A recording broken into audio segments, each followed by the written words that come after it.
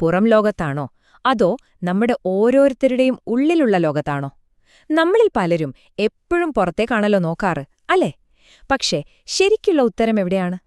അവിടെയാണ് ആ ഏറ്റവും വലിയ തിരിച്ചറിവ് വരുന്നത്. നമുക്ക് വേണ്ട എല്ലാ ശക്തിയും എല്ലാ എനർജിയും എല്ലാ പവറും അതെല്ലാം മറ്റെവിടെയുമല്ല, ഓൾറെഡി നമ്മുടെ ഉള്ളിൽ തന്നെയുണ്ട്. പുറത്ത് അന്വേഷിച്ചു നടന്നിട്ട് കാര്യമില്ല. നമ്മുടെ പണി അത് തിരിച്ചറിയുക, കണ്ടെത്തുക എന്നത് മാത്രമാണ്. ഈയൊരു ആശയം മനസ്സിലാക്കാൻ ഇതിലും നല്ലൊരു ഉദാഹരണം വേറെയില്ല. നോക്കൂ, തോമസ് എഡിസൺ. അദ്ദേഹം പുറത്തുള്ളൊരു ശക്തിയാണ് ഉപയോഗിച്ചത്, വൈദ്യുതി. അതുകൊണ്ട് ഭൗതിക ലോകത്തെ മാറ്റിമറിച്ചു, നമുക്കെല്ലാവർക്കും വെളിച്ചം തന്നു. ഇനി ഗാന്ധിജിയെ നോക്കൂ, അദ്ദേഹം ഉപയോഗിച്ചതെന്താ?